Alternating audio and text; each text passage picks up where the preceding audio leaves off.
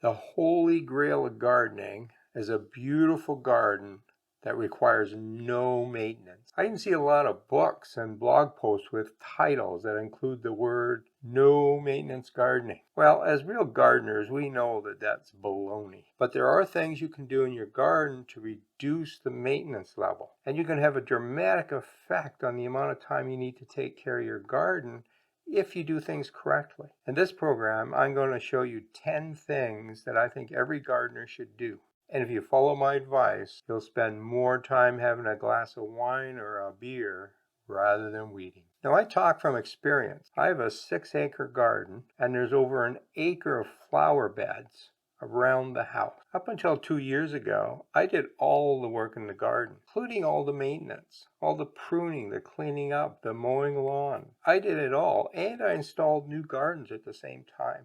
And it wasn't a full-time job. When I have an open house, people come and they ask me, well, how many gardeners do you have taking care of this place? I mean, we have over 3,000 different kinds of plants growing in our garden, and several ponds and a waterfall. And I tell them I do it all myself, and it's not a full-time job. One of the main reasons is that I focus on doing things in such a way that I don't have to spend a lot of time taking care of each plant. Here's my suggestions for you. Hack number 1. Grow perennials. Perennials are plants that come back year after year, all on their own. I use the wider definition here and include things such as bulbs, grasses, shrubs, and trees. Stay away from annuals or short-lived perennials. Use only plants that remain in your garden for at least 10 years. Pay attention to the hardiness zone of the plants you select, and only pick ones for your zone. To be on the safe side, pick them for a zone colder, and that will keep you away from marginally hardy plants.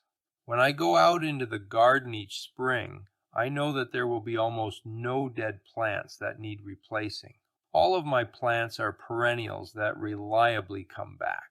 Good thing too, since I have over an acre of flower beds. Selecting the right perennial is also important. Many require too much work to keep them growing well and looking good.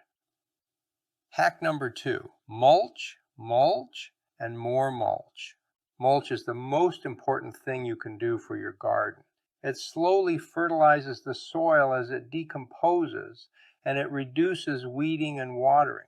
Mulch also keeps the soil cool, which plant roots really like.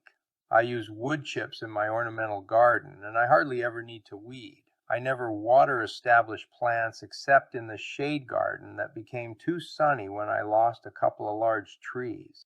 To illustrate the importance of mulch, I made 2 new gardens within a couple of feet of each other. One was mulched and planted with daylily seedlings. The other was unmulched. A month later, the unmulched bed was covered with weeds. The mulched bed had only a couple of weeds and healthy daylily seedlings. Hack number 3, eliminate staking. If you read some of the old perennial books, you will see great discussions about staking plants. That is all good advice, but why bother? Reduce the time needed to take care of the plants and get rid of any plants that need to be staked. Many of the taller perennials need to be staked because of their height and large flower size. Today you can find miniature versions of your favorite tall plants that do not need to be staked. For example, short delphiniums can be used instead of the traditional tall ones. Many peonies flop without staking, but some newer varieties like Bowl of Beauty don't need to be staked. I have to be honest here. I love tall delphiniums so much that I do have a clump of them, and I do need to stake them, but they are one of the few plants that I stake. Hack number 4, deadhead less. Deadheading is the term used to describe the removal of spent flower heads. In some cases, these are removed to make the plant look better, and in other cases, they prevent the formation of unwanted seeds. Some newer cultivars are sterile and don't produce seed. A side benefit of these is that they bloom much longer because the plant does not know it's sterile and keeps making flowers in the hope that seeds will develop. Some perennials make very short flower stalks and small seed heads. so there is no point in removing them since you can barely see them. Geranium sanguineum, one of my favorite perennials, blooms all summer long and you never see the spent flowers. It also grows thick enough so that you never have to weed under it. If you do have a perennial that needs to be deadheaded and you just can't bear to part with it, forget those tiny scissors. Bring out the hedge trimmers and do the job in seconds. Hack number 5, eliminate dividing. Some perennials only do well if they are divided every couple of years. German bearded iris is a good example of this. Other perennials like peonies can be in the same spot for 100 years. Select plants that do not need regular dividing. The other reason for dividing plants is to reduce their size in the garden. Since many gardens are on the small side, you don't want the clumps getting too big. Select plants that spread slowly so you have to divide them less often. Hack number 6, ditch the weedy plants.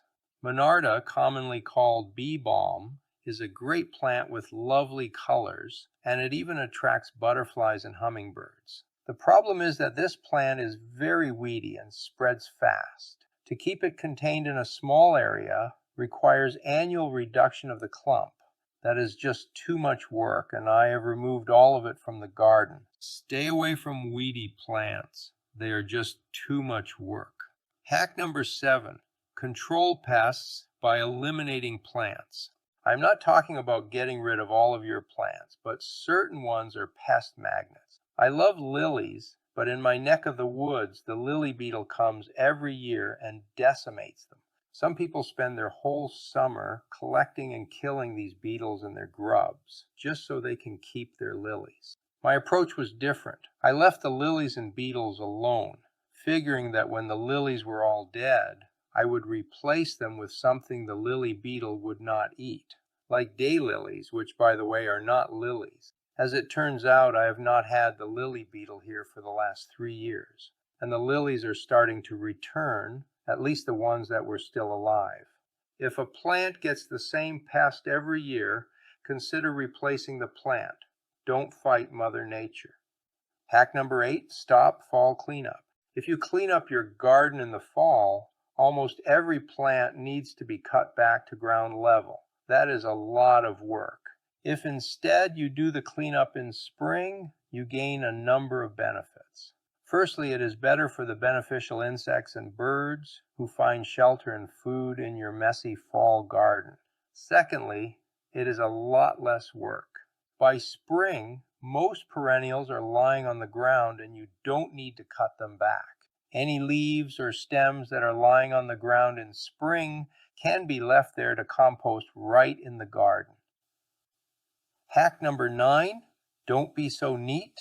We have these images in our heads of perfectly manicured gardens, and some public gardens are like that. But remember, they have full-time staff taking care of the gardens. Most of us don't have that luxury.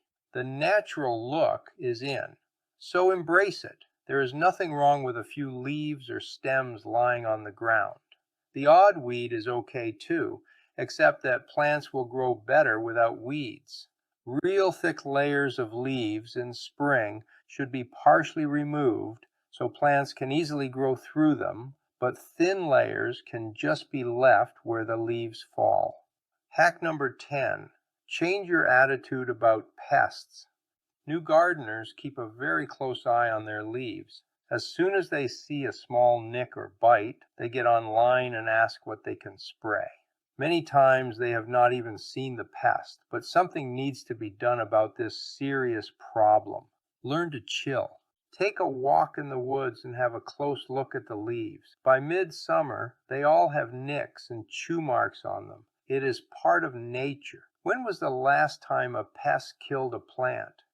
One of the best things you can do about pests in your garden is to let nature help you. There are lots of predators out there that come and eat the pests on your plant. If you keep getting rid of your pests, the predators don't have anything to eat. If they don't have anything to eat, they don't come to your garden. You have to leave some of the pests for the predator. Once you have predators in your garden, They do all the work for you. And that's my philosophy. I let nature take care of things. Stop trying to kill every pest. It's very rare that a pest destroys a plant. They just want a little nibble here and there, and you have to share with nature. If you want to know about some more design secrets, have a look at this video right here. And if you want to hear me talk about some of the mistakes I've made in the garden, have a look here.